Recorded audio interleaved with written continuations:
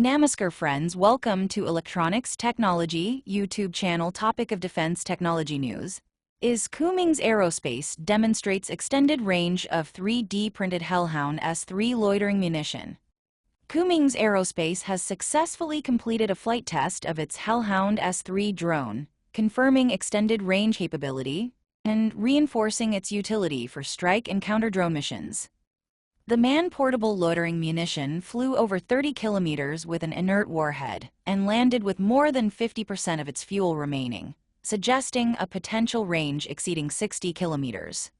This test validates Hellhound S3's persistent loitering capability at extended ranges, said Sheila Cummings, Chief Executive Officer of Cummings Aerospace.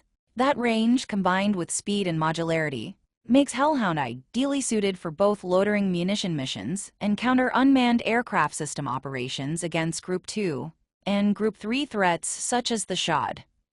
Conducted on 18 September 2025 at Pendleton UAS Unmanned Aircraft System Range in Oregon, the test involved a vertical launch, loitering over a designated area in a tight figure-8 pattern, and controlled landing after surpassing 30 kilometers in flight. The drone reached speeds of 80 meters per second, or around 180 miles per hour, while carrying a modular inert payload.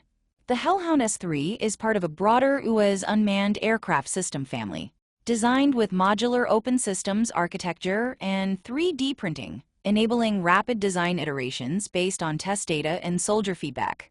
The platform is compatible with multiple payloads, including warheads, electronic warfare modules, and ISR intelligence, surveillance, and reconnaissance equipment, all swappable by soldiers in under 2 minutes without tools.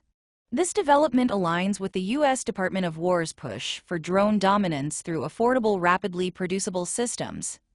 Cummings combines 3D printing and approved commercial components to keep costs low and logistics simple, while delivering combat-ready capability.